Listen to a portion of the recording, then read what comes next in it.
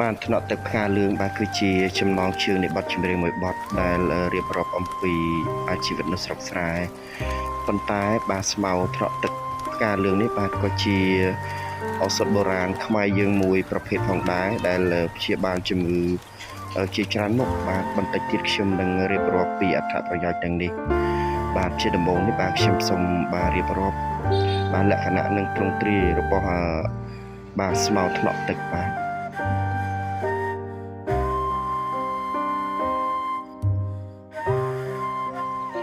ទបងប្អូនទាំងអស់គ្នាបាទនេះបាទនៅនឹងដៃរបស់ខ្ញុំនេះហើយបាទគឺជាបាទស្មៅថ្នាក់ទឹកបាទស្មៅថ្នាក់ទឹកបាទវាមានផ្កាលឿងបាទ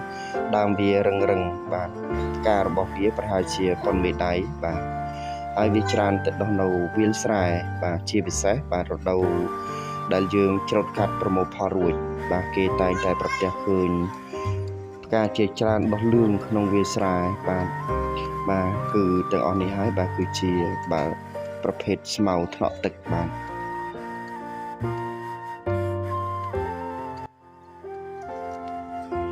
ទស្មៅថ្នាក់ទឹកបាទគឺជាប្រភេទឱសថបុរាណរបស់ខ្មែរយើងគឺសម្រាប់ព្យាបាលបាទការឈឺចាប់ស្រួលស្រាវបាទឈឺក្បាលបាទឈឺប្រកាំងបាទឈឺធ្មេញ